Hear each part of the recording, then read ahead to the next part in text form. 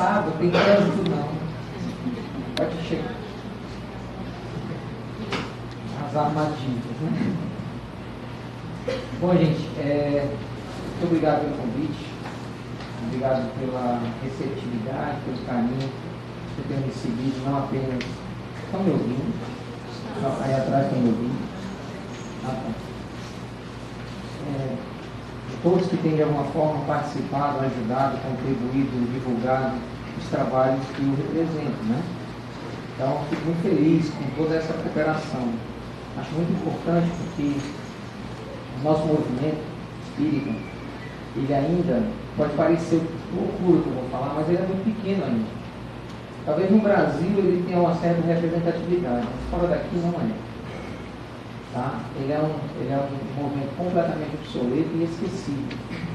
E para não dizer completamente desconhecido. A gente sabe dos esforços que a maioria das pessoas, muitos espíritas de verdade, têm tido em divulgar o espiritismo, levar o espiritismo da forma correta, mas infelizmente algumas pessoas não têm atrapalhado esse processo. Uma pena, mas nossa responsabilidade não é estar apontando os culpados, mas achar as soluções. E faz parte de achar as soluções, cada um de nós fazer o nosso melhor, né? Fazer a nossa parte da melhor forma possível. Então, hoje eu vim trazer um tema que eu adoro, né? A cura espiritual e o espiritismo. Algumas pessoas acham que as duas coisas são quase sinônimas. E o que Kardec colocou para nós é que há realmente uma relação, né? Realmente a cura espiritual é uma realidade do espiritismo. Mas até que ponto essa cura é real? Até que ponto é a atuação dos médiuns? O que é que se dá para se esperar dos espíritos nessa situação, nessa questão da cura? Então, dentro desse ambiente, é muito legal a gente poder... eu costumo falar assim, presta atenção. Se você vai beber água de um rio, imagina que você tem que beber água do rio, tá? E você tem a opção de escolher. Você quer a água lá da nascente, do meio do rio, ou já perto da foz do rio? Se for para você beber, qual dessas três águas você vai querer? Por quê?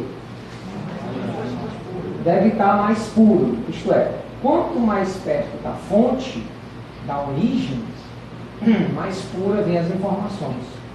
Deu para entender? Quem é a origem do espiritismo? Kardec. Então, se você não quiser comer maçã podre, é melhor ir para a árvore. Vai direto na macieira. Se você quiser beber água limpa, vai lá na nascente do rio. Se você quiser um espiritismo verdadeiro, procure na fonte que é Kardec. Ok? Eu digo isso e as pessoas até às vezes me acham meio chato. De antemão vou até pedir desculpa. Vou começar logo assim, tá? Peço desculpa a vocês porque vocês vão se sentir meio desconfortáveis hoje. Mas é de propósito. Porque assim, ó, palestra é muito legal, porque informa. Mas palestra só é boa mesmo quando transforma. Ela tem que dar para as pessoas que estão ouvindo subsídio de mudança. Senão fica no mesmice. É mais alguma coisa que eu ouvi que eu achei legal, ri na hora, mas e aí? Onde é que isso me transforma? Onde é que isso me ajuda? Então palestra tem que levar a reflexão. Então tem que mexer com as pessoas. Mexer é quebrar a zona de conforto. Conclusão, é desconfortável. E aí dá aquela sensação assim, então, por isso que eu já estou pedindo desculpa. Ok? Bom, para começar, vamos saber aonde estamos, né? A melhor coisa que você faz, a primeira coisa que o GPS te pergunta, você quer ir, mas ele tem que saber aonde você está. Como é que ele vai traçar uma rota se ele não sabe onde você se encontra? Então, para que a gente possa traçar uma rota aqui no nosso contato para desenvolver esse tema, a gente vai ser primeiramente compreender o Espiritismo. Espiritismo é doutrina. Essa frase tem sido mudada ao longo dos anos. Eu não sei porquê. Algumas pessoas estão chamando de espiritismo, vocês não vão acreditar, gente, no que eu vou dizer. Tem gente que chama espiritismo de religião. Você acredita nisso?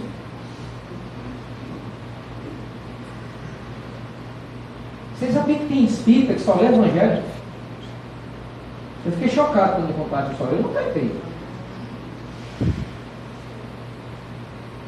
Espiritismo não, nem nunca foi, não é e jamais será religião. Espiritismo é uma doutrina. E dentro dessa doutrina tem uma parte que fala da religião. Mas até essa parte da doutrina é absolutamente diferente de todas as outras. Absolutamente diferente. As pessoas dizem, mas o espiritismo tem uma parte de outra. Tem, mas ela é tão singular que quando você tenta comparar com o espírito, a parte da religião, com qualquer outra religião, é absolutamente diferente. E hoje eu vou provar para vocês essa teoria. Aceita o desafio? Vocês morreram? Hein? Vamos tentar de novo, certo? Não, tiveram a pessoa coisa boa morrendo sem escrita, depois morrendo. Já é assistido na hora. Né? Já vai para mediúnica. Mas já estão vivos? Responda aí, galera. Tá? Vamos lá. O espiritismo nasceu na ciência. Bote louco na sua cabeça urgente. Primeiro, nasceu nas mãos de uma pessoa que era um pedagogo cético. Cético de todos os fenômenos paranormais. Todos. Ele era estudante de magnetismo, praticante de magnetismo. Havia sido curado por um magnetizador. Vocês sabiam disso? Você não sabia isso, não? Kardec ficou absolutamente cego uma época da sua vida. Você não sabia disso, não? Não está no filme, né? Ninguém sabe. É assim, meu filho, você já leu o nosso lá? Não, mas eu assisti o filme. Não tem nada no filme. O livro é riquíssimo. O filme é uma merreca na frente do livro. Então vamos lá. Allan Kardec começou a estudar o magnetismo de Mesmer, né? Esse magnetismo que a gente conhece, que é os passos magnéticos, com 15 anos de idade. Ele sabia falar alemão, ele falava, lógico, além de escrever e ser professor de francês, por ter nascido na França, ele foi estudar na Suíça. E por isso, se tornou um discípulo de Pestalozzi, ele formou-se em pedagogia com Pestalozzi e aprendeu alemão, aprendeu alguns outros idiomas, mais inglês. Ele escrevia, falava e lia alemão, inglês, francês, espanhol, flamengo, Deutsch, aquela língua que fala na Holanda, moleza, e ele sabia bastante também grego e latim, que é duas línguas que todos nós dominamos muito, né? Facilmente. Então, Kardec era um cara genial. Quando ele tinha uma certa idade, ele já morando em Paris, já de volta, já casado, ele teve um problema nos olhos muito grave e ficou completamente cego. Poucos espíritas sabem disso, é estranho isso. Sabe como ele se curou? Um magnetizador curou ele com um trabalho de magnetismo. Logo depois foi que ele foi convidado para conhecer as mesas girantes. E lá nas mesas girantes, gente, Kardec foi para desmistificar o fenômeno, porque ele não acreditava. Então ele foi com o olhar da ciência para o fenômeno. Gente, a gente não para nem para pensar, a gente que é espírita, muitas vezes não para nem para pensar, por que o espiritismo não surgiu antes? Porque só no século XIX. Já parou para pensar nisso? O cristianismo surgiu há 2000 anos. Por que Cristo não veio antes? Teve que vir primeiro Moisés. Moisés veio 1500 anos antes, mais ou menos. Você já parou para pensar por que teve que haver essa cronologia? Não? Vamos lá. Moisés veio trazer a ideia de um Deus único, uma ideia que não havia. Todos os povos eram politeístas. Moisés veio trazer a ideia de um único Deus. Por que o Cristo reencarnou na Galileia, naquela região de Israel? Não reencarnou em Roma, que era o centro do poder do mundo na época. Por quê? Tudo tem uma resposta lógica e objetiva, porque somos espíritas e a gente não escuta balela e está repetindo, né, gente? Né, gente? Legal. Então, quando as coisas chegarem aqui, elas têm que serem processadas aqui dentro. O que é que Jesus reencarnou naquela região especificamente? Porque ali onde se concentrava o povo judeu. Porque era exatamente o povo que acreditava em quê? No Deus único. Tanto na Grécia, que era o berço da filosofia, como em Roma, que era o berço do povo na época do Cristo. Todos eram politeístas. Isso é história, né, gente? Ok. Por que então Kardec e o Espiritismo não surgiu antes? Só no século XIX? Porque antes dessa época, a ciência foi massacrada, perseguida, escrachada pela religião. Ninguém podia dizer nada que contrariasse os objetivos, os interesses da religião. Só os donos da religião tinham o poder de dizer como as coisas eram e por que elas aconteceram. Tanto é que Galileu quase foi morto. Lembra dessa história? Século XVI. Copérnico inventou o telescópio. Aí olhou para as estrelas. Gente, até os maias, há 2000 anos, sabiam que a Terra era redonda. Porque a coisa mais óbvia do mundo, você não precisa ver a Terra do céu para ver que ela é redonda. É só você olhar a sombra de alguma coisa que você tem ideia de como a coisa é. Se você vê um eclipse da Terra, a sombra da Terra sobre a Lua, você vê que a Terra é redonda. Todo mundo sabia disso, mas ninguém podia dizer assim, porque a igreja não permitia. A Inquisição não deixava. Até que aconteceu a Revolução Francesa, onde se separou-se, tiraram o poder da religião sobre a ciência, e aí sim a ciência começou a se desenvolver. Foi assim que a humanidade teve condições de abarcar algo como o Espiritismo. Nas mãos de quem? De um cientista. Que não acreditava em nada. Que não tinha religião. Era de origem católica, mas que não era praticante. Respeitava as religiões, mas acreditava no livre pensar. Esse era Kardec. E o primeiro livro que Kardec escreve é sobre religião? É? O livro dos Espíritos é sobre religião? Não. Filosofia de ciência e pensamento espírita. Principalmente filosofia espírita. E o segundo livro que Kardec escreveu era sobre religião? Não. Era sobre o quê? A ciência das comunicações. Um guia prático para mediunidade.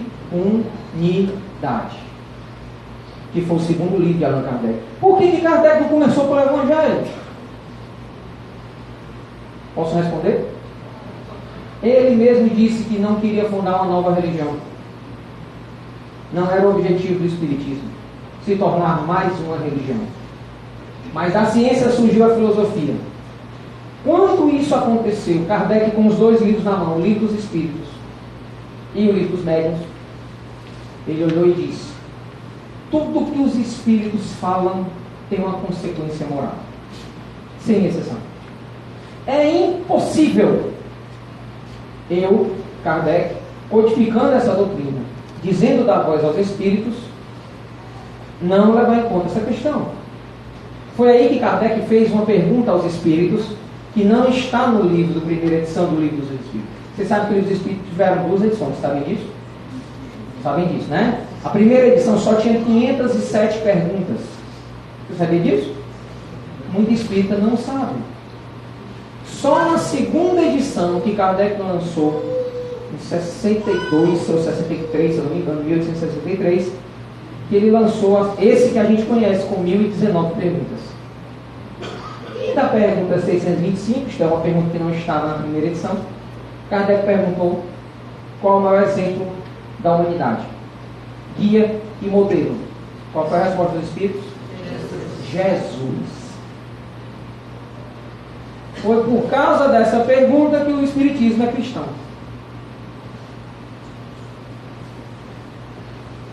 Já pensou se os Espíritos tivessem respondido? Buda. O Espiritismo era o quê? Budista. Aí tem o Evangelho de Buda segundo o Espiritismo. Porque tudo estava sendo criado do zero. Kardec estava descobrindo essas coisas ao mesmo instante que fazia as perguntas. Ele não perguntou assim, olha como Kardec era inteligente. Ele nunca perguntou os Espíritos: Jesus era bom? Não. Ele perguntou: qual é o guia e modelo da humanidade?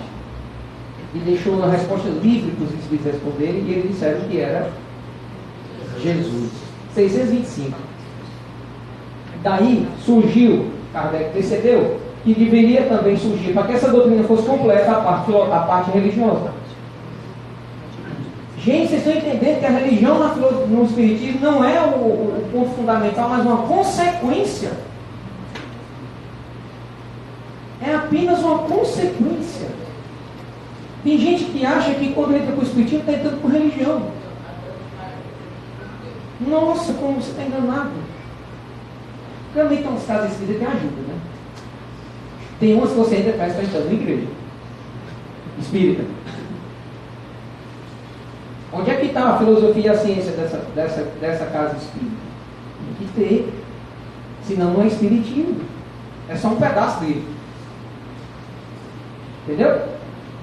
Então formamos a doutrina espírita. Isso aqui é a doutrina espírita. Ó, a doutrina espírita ela tem 3 bases, você não pode tirar nenhuma. É a ciência, a religião e a filosofia. A filosofia eu vou definir como amor ao saber, porque é uma das definições. Tem algum filósofo aqui? Se tiver algum filósofo aqui, vocês vão concordar comigo que nem os próprios filósofos têm uma definição do que é filosofia. Vocês sabem disso? É porque eles filosofam tanto a respeito desse conceito, tem vários conceitos do que é a filosofia. Um dos mais aceitos é esse aqui, ó, amor ao saber. É um conceito, não é o único, mas é um dos conceitos de filosofia. Tá? E existem vários, é a busca do conhecimento, mas de forma justificada racionalmente. Os filósofos, eles não ficam, como as pessoas pensam às vezes, que os filósofos viajam na maionese. Não é assim não, viu?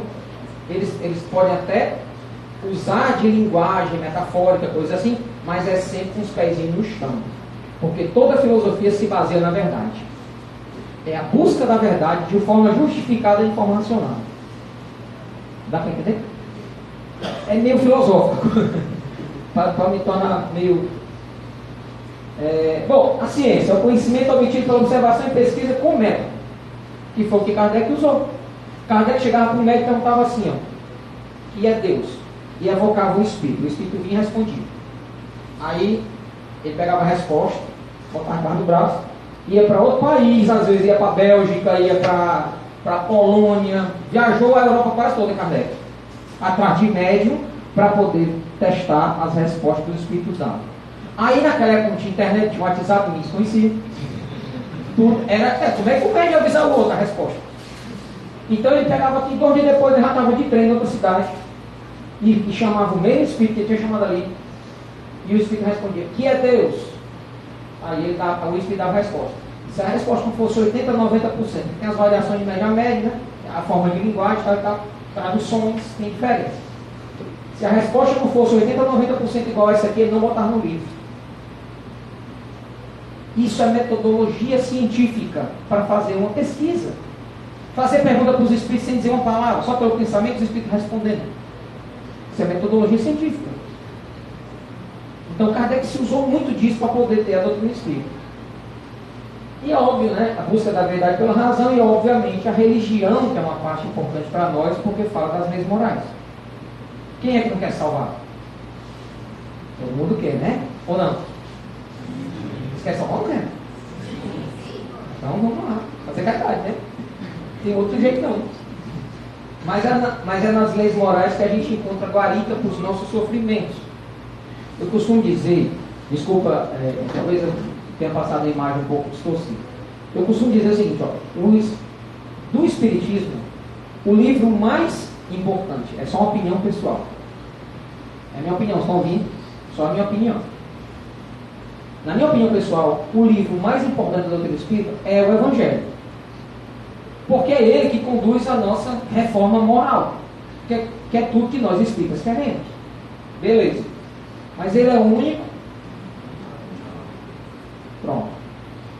Cuidado só com isso.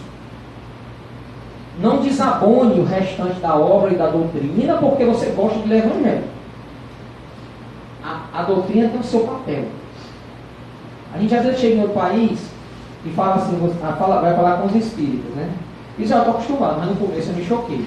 Esse negócio funciona. Alô? Alô? Eu estou falando qual? Desculpa se eu sim. A gente se choca no começo quando chega em outros países e pergunta e conversa com os espíritas de lá. No começo é meio chocante. Você chega e pergunta assim, por exemplo, uma pergunta bem tola. Qual a parte do evangelho que você mais gosta? Ou qual a que toca mais no seu coração? Alguns espíritas fora do Brasil respondem assim, evangelho? Que livro é esse? Aí você pergunta, você não é espírita? Sou. Há quanto tempo? Mais de 10 anos. Você nunca leu um livro chamado Evangelho Subjetivo? Ah, já ouvi falar, mas tem esse livro, né? Tem. Você nunca leu, não? Não. Qual livro você lê? A gente lê mais faz estudo do livro dos Espíritos, estudo do livro da mediunidade. Estão entendendo? Você sabe, se você disser isso no Brasil, os espíritos infartam, né? Aí eles assim, ah, é? É. Mas em compensação, quando você chega no Brasil e fala assim, que parte do céu e inferno você mais gostou? A maioria dos espíritas se cala aqui no Brasil, né? Pois é, vamos criticar quem? Eles ou a gente aqui? Entendeu? A falha é geral. A gente não pode pegar uma doutrina tão grande como o Espiritismo, escolher um pedaço e dizer assim, isso aqui é meu e eu vou usar só isso aqui, o resto eu vou dispensar. Eu vou acreditar em reencarnação, mas não vou acreditar em mediunidade. Você vai conseguir ser espírita? Entenderam a minha pergunta? Imagina, eu acredito, eu não vou acreditar em reencarnação, mas eu vou acreditar em mediunidade. E é que isso é claro que esses conhecimentos em algum momento vão se chocar. Então, ou você abarca a doutrina como um todo, ou você vai ter problemas. E aí, gente, ó, funciona assim, ó. Presta atenção. É muito parecido com engrenagem. Imagina, entende engrenagem? Tem engrenagem da ciência, a engrenagem da filosofia e a engrenagem da religião. Deixa que até a religião maior, vocês não brigarem comigo. Né? Aí, essas engrenagens, quando você tenta estudar espiritismo sobre uma única visão, um único aspecto, essa engrenagem não anda. Ela trava nas outras. O mesmo acontece se você tentar, por exemplo, se tornar espírita religioso. Eu já vi muito espírita que só entende da parte religiosa do espiritismo deixar de ser espírita. Porque um dos preceitos do espiritismo é a fé baseada na razão. E a pessoa só quer a parte da fé. E esquece a razão. Casa sem alicerce, começa a rachar, em pouco tempo cai. É o que às vezes acontece. Então, é mais ou menos assim, ó, quando a ciência tomar uma direção dentro do espiritismo, você tem que entender que isso reverbera de alguma forma dentro da filosofia espírita. Ao mesmo tempo, a religião espírita também precisa acompanhar. É uma tríade. Você não tem como separar. Por exemplo, eu falei aqui, o livro dos Espíritos é o livro que trata mais da filosofia, não é? É ou não é? O livro dos Médios trata mais da parte da ciência, das comunicações, não é? É. E o livro do Evangelho trata mais de moral. Está correto? Beleza. Mas no Evangelho não fala em ciência e razão, não? Fala. No livro dos Médios não fala em moral, não? Conduta moral mediúnica? Fala. Então não tem como separar essas coisas. A mesma coisa no livro dos Espíritos, fala o tempo todo em conduta moral. Então, ó, é assim que funciona. Então, pelo menos é assim que deveria funcionar o Espiritismo dentro de você. Às vezes, é assim que funciona. Às vezes, não. É como se alguém quiser esses slides depois, eu passo, viu, gente? Não tem problema nenhum. Tá? Passo para todo mundo se quiser depois. O que é religião no Espiritismo? Vamos falar dessa parte, que é a parte que a gente mais... Lembra que eu fiz um desafio a vocês? As pessoas dizem assim, eu sou da religião espírita. O que é que isso significa? Por exemplo, qual é o conceito de religião? É o religare, né? É o conceito de quê? Hã? Religação. Com o quê? Com lá de cima, né? Ou não quero isso aí. Com Deus. Então, religação, religião, religare. A função da religião é nos comunicar com Deus. Todas as religiões possuem dogmas e possuem simbologias. Eu vou usar como exemplo aqui para explicar isso melhor Perdão, todas as religiões possuem leis morais e possuem simbologias. Eu vou usar como exemplo uma religião que é muito comum para nós, porque o nosso país é um país católico, tá? Então eu vou explicar para vocês essa comparação, vou fazer usando o catolicismo. Eu vou pegar o catolicismo e dividir didaticamente, pedagogicamente, o catolicismo na parte moral e a parte de simbolismos, ou simbologia, vamos chamar assim. Ok? Ok, vamos lá. É assim, ó. Simbolismos, hierarquias e rituais. Desse lado vai ter uma coluna com símbolos, hierarquias e rituais. E a gente só avança quando você disser tem, ok, realmente isso aí tem no catolicismo, ok? E do lado de lá, as leis morais também de quê? Do catolicismo. Uma coisa é frente à outra, viu? Leis morais é uma coisa, simbolismos, hierarquias, rituais é outra coisa, ok? Então vamos lá. No exemplo que a gente vai dar do catolicismo, o catolicismo tem cruz. Cruz é o quê? É um símbolo, concorda? Tem a Santíssima Trindade? É outro o quê? Símbolo. No catolicismo tem imagens? É outro o quê? É outro símbolo. No catolicismo tem vela? Tem. É o quê? Símbolo. Não é um símbolo que eles usam? Ok. E representa uma devoção, uma oração, um pedido, não é assim? Ok. Roupas sacerdotais. O padre vai para a missa igual as pessoas que estão assistindo, é a mesma roupa? Não, o padre tem uma roupa especial. Pela roupa você sabe se ele é padre, se ele é monsenhor, se ele é bispo, porque as roupas vão, cardeal, roupas vão mudando, né?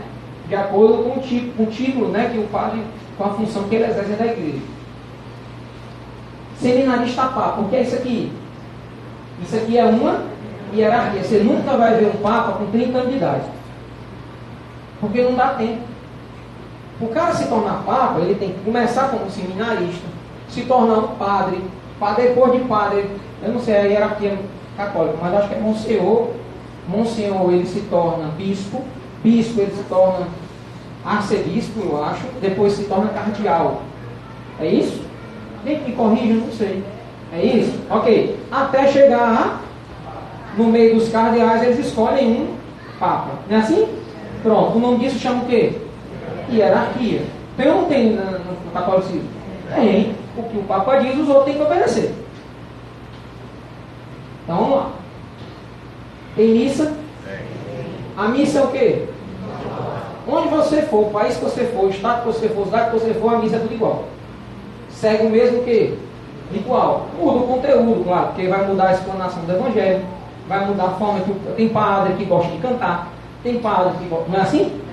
Tem aquele padre que é os mais antigos, né? Que fica quietinho, brigando com o povo.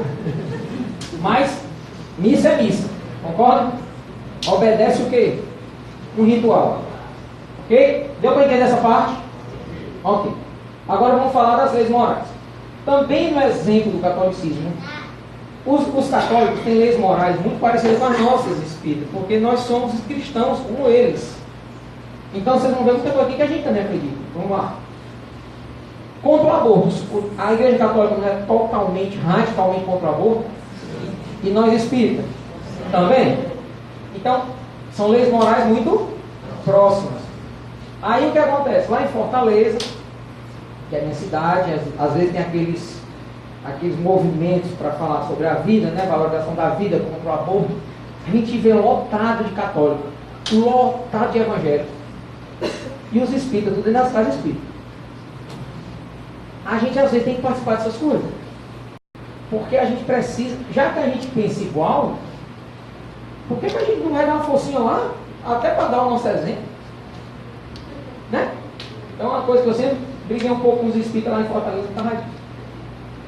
Lei moral. Família. A Igreja Católica valoriza a família? Demais. Nós espíritas também? Também. Né? Então vamos lá. Outra lei moral da Igreja Católica, o casamento. É uma lei moral da Igreja Católica. Para eles, ele não pode acabar. Né? Indissolubilidade do casamento.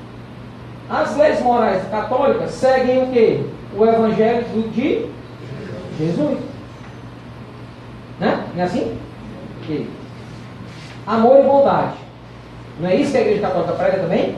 Fazem campanhas, a CNBB faz campanha no Brasil inteiro por aquela Zilda Arnes que fazia campanha no mundo inteiro, abrindo pastoral da criança, para cuidar das adolescentes, cuidar de crianças, cuidar de gente com fome.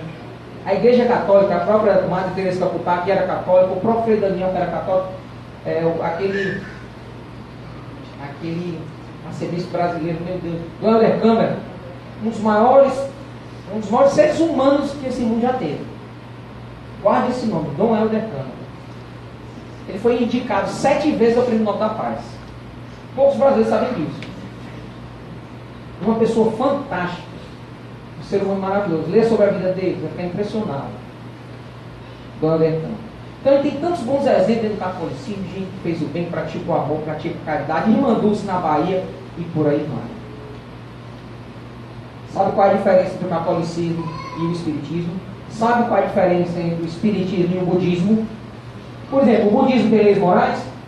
O budismo tem ou não tem? Tem. Eles acreditam, por exemplo, em reencarnação, como a gente também acredita. Eles usam roupas.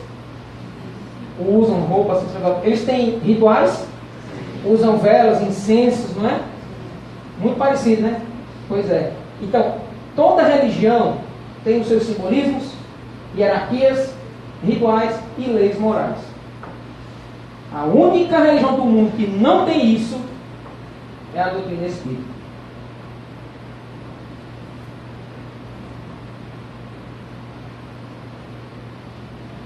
Aqui dentro só vão acender vela quando faltar luz. Deu para entender? Roberto, mas é porque eu acredito na vela. Meu filho vai estudar Kardec, porque a única coisa que funciona em termos de magnetismo é a ação do pensamento. Kardec, quando começou as mesas girantes, era assim, ó. Sentava um homem, a mulher, um homem, a mulher, um homem, a mulher. Sabe por quê? Porque dizia que o homem era positivo e a mulher negativa. Eu acho que isso é uma covardia. Mas era o que dizia na época, que era o pobre. Porque na época é o seguinte, na época Kardec, estavam descobrindo a eletricidade. Então, estavam começando a eletricidade lá na França. Então, eles achavam que tudo tinha que ter alguma coisa de eletricidade, polo positivo, polo negativo. Botaram logo a mulher como negativa, cara, covardia. Mas aí tinha que sentar uma mulher, uma mulher. Outra coisa, eles tinham que tocar os dedos mínimos uns dos outros na mesa, para que a mesa girasse e entrasse em movimento. Então eles faziam reuniões assim, levanta tua mão, só tua mão. Às vezes eles faziam reuniões só encostando os dedos, às vezes eles faziam isso aqui, ó. Deu para entender? Pronto. O que é que um cientista faz diante desse fato? Experimenta. Tira um, bota só mulher na roda. Funcionou do mesmo jeito. Bota 2 homens, 2 mulheres, um homem, tudo doido assim. Funcionou do mesmo jeito. Só dos dedos. Funcionou do mesmo jeito. Qual era a única corrente que realmente existia? O pensamento. Para que você vai acender vela? Eu não estou dizendo que é errado. Eu disse que era errado. Eu só disse que não precisa. Se você é espírita e estuda Kardec, você vai perceber que não precisa. Uma vez um amigo nosso, ele era presidente da União Espírita Cearense, um amigo meu assim, eu amo esse homem. Ele tem uns 50 anos de espiritismo. Ele deve ter uns 75 anos hoje. Então, meu exemplo. Ele é vivo até hoje, da palestra até hoje, é uma pessoa fantástica. Só Orlando Costa. Aí, o senhor Orlando estava um dia, Roberto, conta uma história para uma vez, eu estava aqui em frente da União Espírita, que é bem no centro de Fortaleza. Tinha um rapaz que passava todo dia fazia assim. Eu percebi que ele era evangélico, ele estava com a Bíblia debaixo do braço, todo bem mexido, né? Aí, olhava assim, olhava para a gente. Quando eu olhava para ele, que eu encarava ele, ele corria. Aí, no dia seguinte, ele passou de novo e ficou. Aí eu fiquei olhando, ele passou 5 minutos olhando, peraí, eu fui lá. Quando ele ia chegando, o cara corria. No outro dia a mesma coisa. Peraí, que eu vou pegar a chicana. Aí se escondeu assim, meio que na moitinha, assim, demorado, o cara passou. Aí ele se levantou do lado dele. Pô, não, meu amigo, você não quer entrar para conhecer o nosso centro espírita? Deus me livre, foi-se embora. 2 semanas depois, falta energia, porque estava no construção do metrô de Fortaleza, assim embaixo da União Espírita Cearense. E esse negócio da construção do metrô e tal, teve um problema lá e caiu energia na rua. Eles, olha, para não deixar de fazer o evangelho, acenderam as velas dentro da União Espírita Cearense. Quando o carro passou em frente, porque olhou, eu sabia, vocês são tudo um bando de macumbeiro. Entendeu? Por que não é bom acender vela no sem espírito?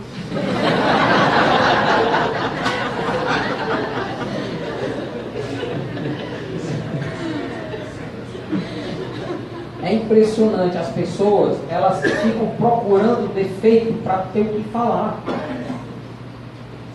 Gente, ignora essas coisas. Vamos aqui. Vou tocar em outra ferida. E, ok, lá vem tudo. Até na hora que a gente vai falar de lei moral,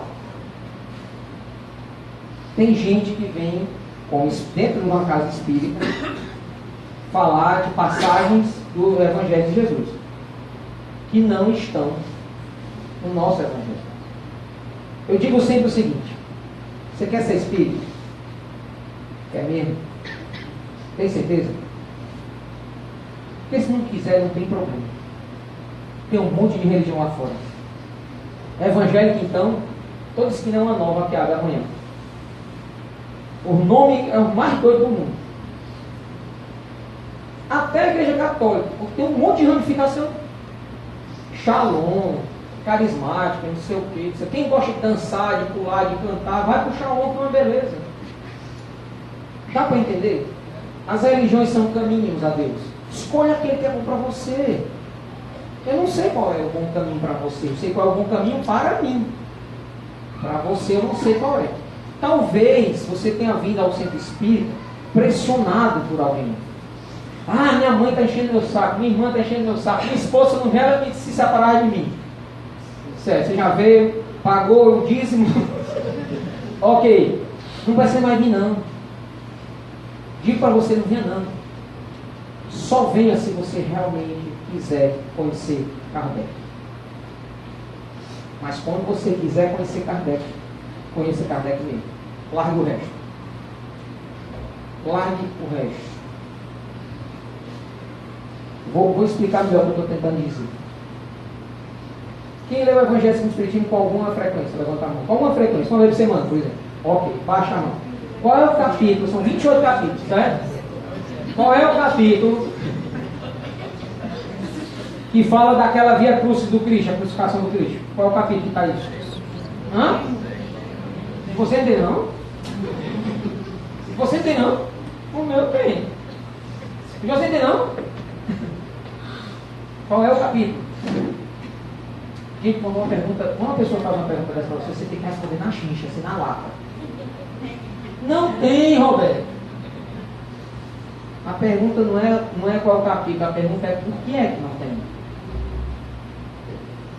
Não tem. Tem? A via crucis? Tem no nosso evangelho que o Cristo morreu na cruz? Pode até ter, contando de forma metafórica, mas tem a via crucis que diz aos últimos passos do Cristo, quantas vezes ele tropeçou, quantas vezes a cruz caiu, quantas vezes deram água para ele, enxugaram a testa, quem estava lá, as almas falavam de Jesus. Tem isso no Evangelho do Espiritismo? Por que não tem? Essa é a minha pergunta. Pensa aí, por quê? Ai, meu Deus do céu, obrigado, Senhor. De primeiro, Senhor. Aí foi demais meu coração. Porque só importa o que o Cristo deixou de conhecimento moral. O resto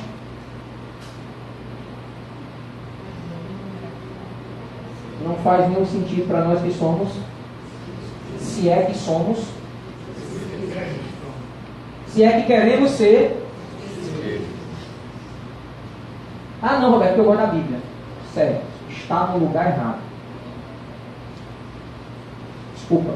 Eu pedi desculpa no começo, né? Parece que de novo não. Está no lugar errado, meu irmão. Não dá, não encaixa, a coisa não, sabe? Você vai pirar. Quando você compara Espiritismo com Bíblia, você pira. Na hora que você ficar na dúvida em quem acreditar, nessa hora você vai deixar ser espírita, com certeza. Adiante a coisa, não é mais não. Eu digo, rapaz, eu sou a pessoa mais inteligente do centro espírita. Duvidar. Mas também os que ficam, aguenta firme. Porque não se engane não. O que está de simbologia? Se Jesus, se os arqueólogos, que é uma ciência, na ciência, se os arqueólogos descobrirem amanhã que o Cristo não morreu na cruz, tiraram ele da cruz antes de ele morrer, levaram ele para um canto, esconderam ele, 2 meses depois ele teve um infarto do coração e morreu. Certo? Eu pergunto, você espírita, mudou o que o Cristo para você? E para os católicos? Crucificação era a coisa mais comum naquela época, lá na Galileia. Era uma prática que os romanos usavam muito antes de Jesus. Há mais de 100 anos eles usavam aquilo. Eles já eram mestres naquilo. Teve um dia, eles crucificaram 1000 pessoas em Jerusalém. Em um dia. Dizem os biólogos, os historiadores, que foi nesse dia que os romanos desenvolveram a técnica de quebrar os joelhos do crucificado. Porque enquanto o crucificado se mantinha ereto, ele demorava a morrer. E uma das leis da crucificação é que você não podia tirar a pessoa enquanto ela não morresse. Só podia, e às vezes demorava dias. E eles precisavam da cruz para botar outro. Então eles batiam no joelho, quebravam o joelho, a pessoa morria em algumas horas, tiravam e botavam outro. 1000 pessoas em um dia. Crucificação era algo tão comum que antes do Cristo faziam, depois dele continuaram fazendo. Era tão comum que no dia da crucificação do Cristo tinha mais 2 sendo crucificados junto com ele. O que é que uma crucificação torna Jesus? Jesus. O que torna Jesus? Jesus? É isso aqui que torna Jesus Jesus. O que torna Jesus Jesus não foi como ele morreu, mas o que ele deixou de legado moral. E a gente não gosta de ouvir isso, né? Mas para mim, Jesus tivesse morrido na topada, é perto de mim.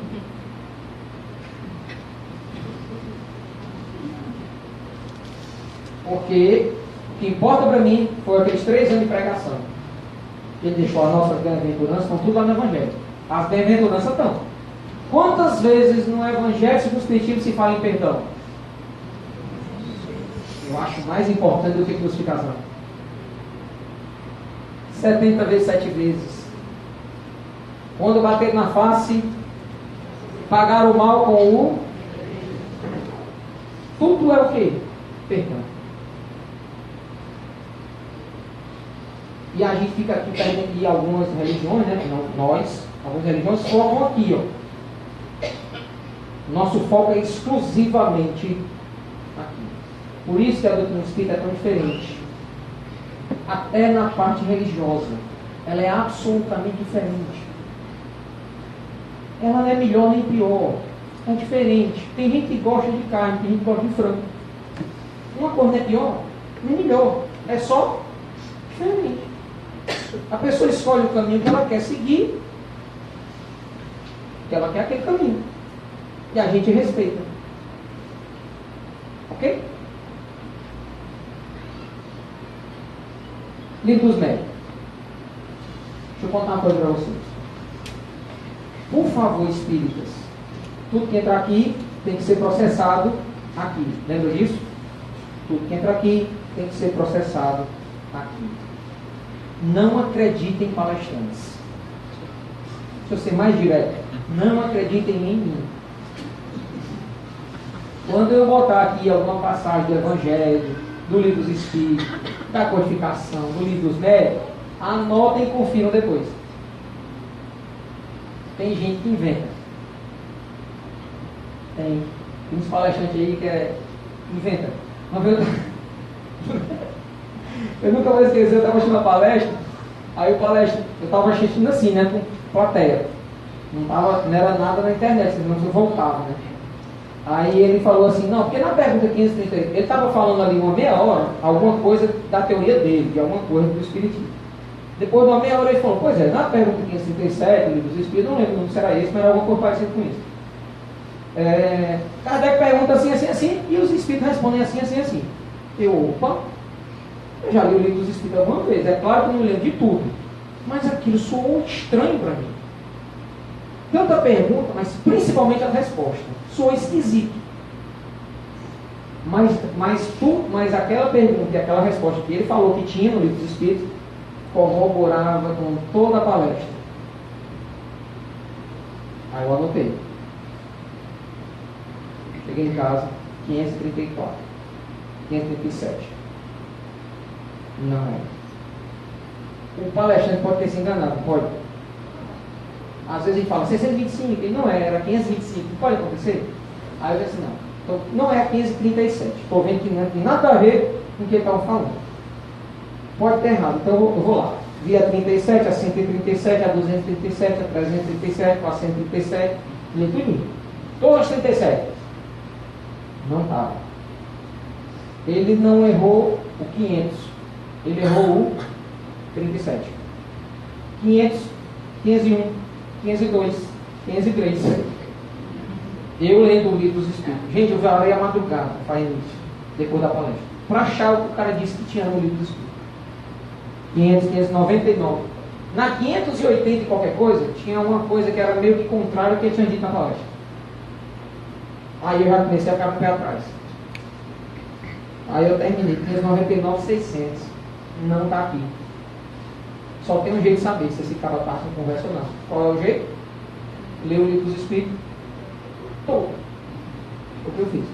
Varei a noite lendo o livro dos Espíritos todinho. Óbvio que eu terminei com a seguinte conclusão, adivinha? Ele mentiu.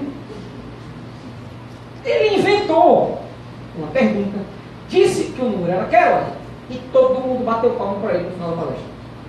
Vocês vão bater palmo para mim? Quer minhas palmas. Gente, não é brincadeira não, tá cheio de gente ruim dentro desse espiritismo. Ó, capítulo 14, não, só tem alma boa. Eu sei que aqui só tem alma boa. Aqui nesse espírito ninguém tem inveja. Nada, eu sei. Mas lá fora, cuidado. No capítulo 14 do item 175, né? Os espíritos falam que a gente falou para falar sobre o espiritismo de mediunidade. Olha o que os espíritos falaram. Kardec botou: unicamente para não deixar de mencioná-la, falaremos aqui desta espécie de médium de cura. Porquanto o assunto exigiria desenvolvimento excessivo para os limites em que precisamos atermos. O que é que eu entendi desse texto? Eu vou dizer o que eu entendi e você diz se você concorda ou se não concorda. Ok? Eu entendi assim. O assunto, vou resumir de um jeito bem cearense, falar. Gente, é o seguinte, o assunto da mediunidade de cura é muito grande. Falar sobre mediunidade de cura é muito assunto, é muita coisa, é muito extenso. E o livro dos médiuns é um livro de resumo. É um livro mais assim de classificação. É um livro só de citação das mediunidades. Classificação e citação das mediunidades e fala de alguns fenômenos. Então, a gente precisa se ater em alguns limites. Foi bem que vocês entenderam? Porque esse assunto requer muito desenvolvimento. Foi bem que vocês entenderam? Ok. Tanto é que ele justifica, logo depois, com a seguinte frase: sabemos ao demais que um de nossos amigos médico, ele não disse é espírito sem encarnado, se propõe a tratá-lo em obra especial sobre a medicina intuitiva. Esse termo não foi o Roberto quem criou. Medicina intuitiva está na codificação.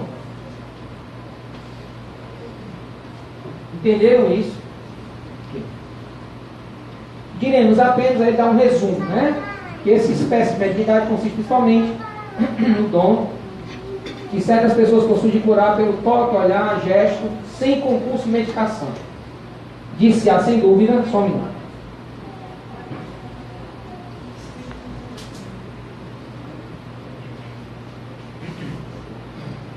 Disse-a sem dúvida que isso não é mais do que magnetismo. Eu queria saber qual é o microfone. Só comentar um pouquinho que eu estou começando. Essa aqui, é? Melhorou? Ok. Que eu falo mais baixo. Evidentemente, o fluido magnético desempenha aí um papel importante. Porém, quem examina cuidadosamente o fenômeno sem dificuldade reconhece que há mais alguma coisa. Kardec tenta, nesse parágrafo aqui, ó, de separar as duas coisas. magnetismo é uma coisa, mediunidade de cura é outra. Eu vou dizer qual é a grande diferença. Quando você aplica passe magnético numa cabine de passe, quem está aplicando o passe é você ou é o espírito? Vou refazer a pergunta. Você recebe um espírito para aplicar passe? Você entra em transe mediúnico para aplicar um passe? Faz isso? Se fizer, não estou dizendo que é certo, nem estou dizendo que é errado. Estou dizendo o seguinte: se você recebe um espírito para aplicar um passe, não é magnetismo, é mediunidade. Porque na mediunidade também se usa magnetismo do médium e do espírito. No passe magnético, quem aplica o passe? O magnetizador. Mesmo que ele esteja sendo auxiliado por espíritos, os espíritos estão apenas melhorando a qualidade e intensificando o seu fluido. A pessoa não está entrando em processo mediúnico. Mediunidade requer transe. Ok? Estou brincando, lógico. Ok? Só para... Quando eu aplico o passe, eu, Roberto, aplico o passe, quem está aplicando o passe sou eu. E eu chamo, em meu auxílio, os espíritos. Se eu estou aplicando o passe aqui no meu amigo, quem está aplicando o passe sou eu. Ah, mas os espíritos estão perto de ti, é mediunidade. Não é. Se toda vez que o espírito chega perto de alguém é mediunidade, está todo mundo mediunizado aqui. Não é só chegar perto. É entrar em sintonia mediúnica. Sintonia mediúnica é outra coisa. É perispírito se entrelaçando. Cuidado com isso. Criaram no Brasil um termo chamado médium passista. Se é médium, ele não é passista. Ele é de cura. Você está aplicando passo mediunizado, ele não é médium, não é um passista, não é um magnetizador. O magnetizador é animismo. Se você conversar com um verdadeiro magnetizador, que não seja espírita, porque tem vários magnetizadores que não são espíritas, e falar para ele que recebe espírito para aplicar magnetismo, ele vai rir de você, porque ele vai dizer: isso aí não é magnetismo. O magnetismo animal, esse magnetismo que Kardec se refere, é anímico, é da pessoa.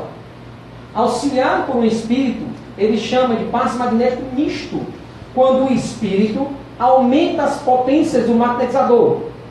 Isso não é mediunidade. Não.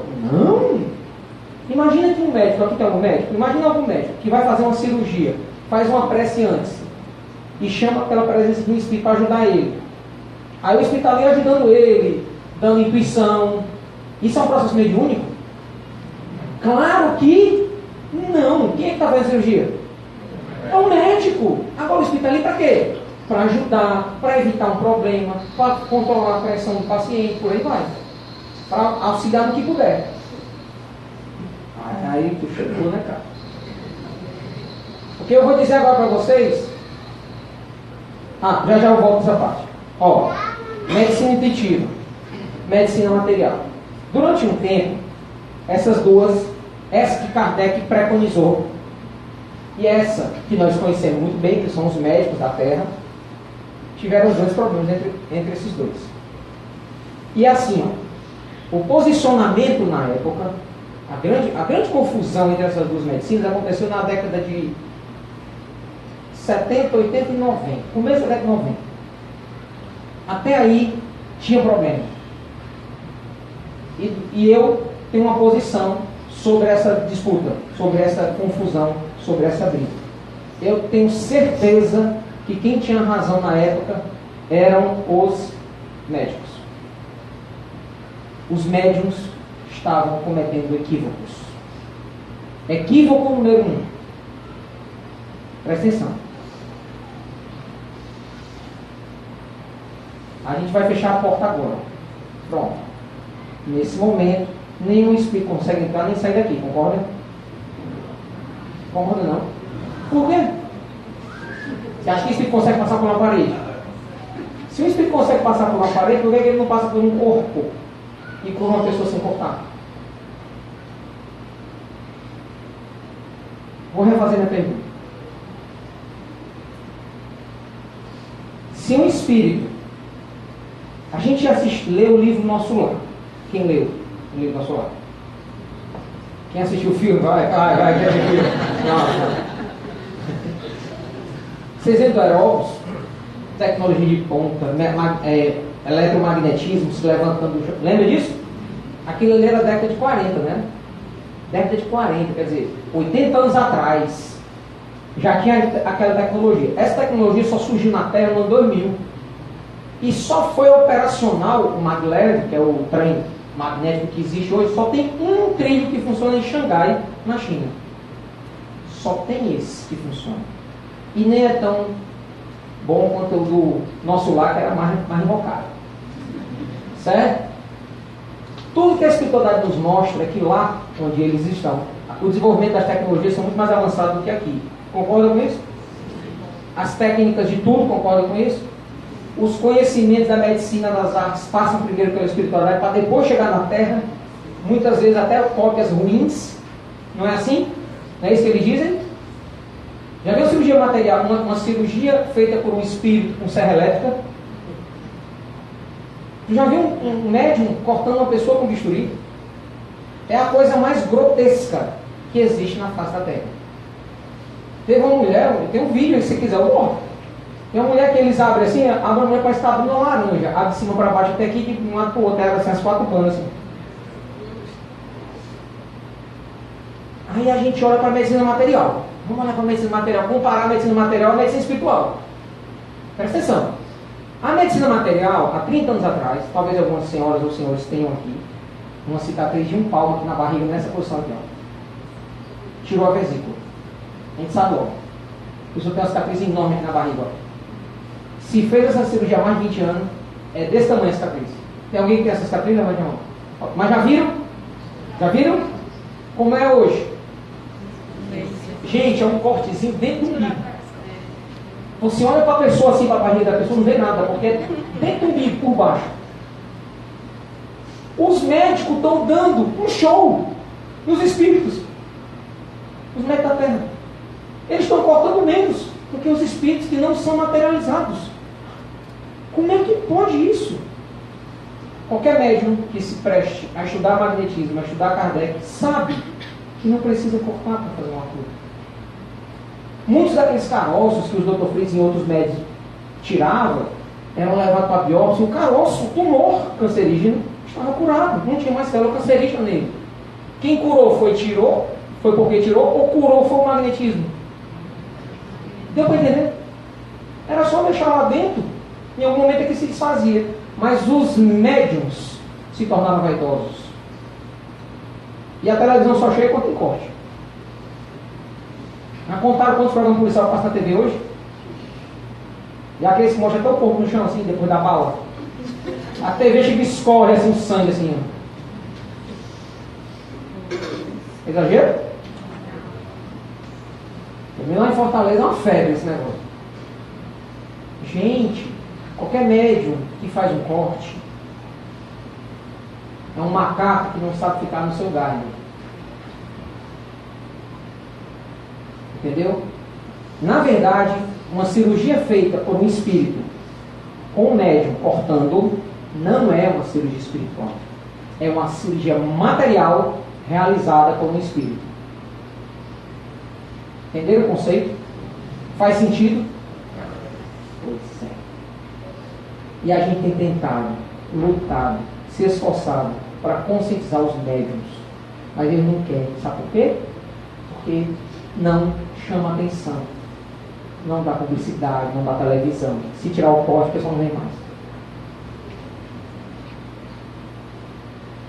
A gente pega tudo isso aí que Kardec deixou de legado e joga no lixo. É isso que esses médicos estão fazendo. Mas é claro que isso tem que mudar, né, gente? E hoje em dia está havendo uma grande união. Graças a Deus. Hoje eu tenho no meu celular um número de vários médicos que por diversas vezes entram em contato comigo para que eu consulte o Dr. Fritz sobre questões que eles, médicos, não estão conseguindo resolver. As duas medicinas trabalhando juntas. Nós somos só matéria, Quantas vezes a gente chega no médico, doutor, estou com dor aqui, está doendo muito, aí ele faz exame, mexe, não sei o que, exame, isso, aquilo, ressonância, não dá nada.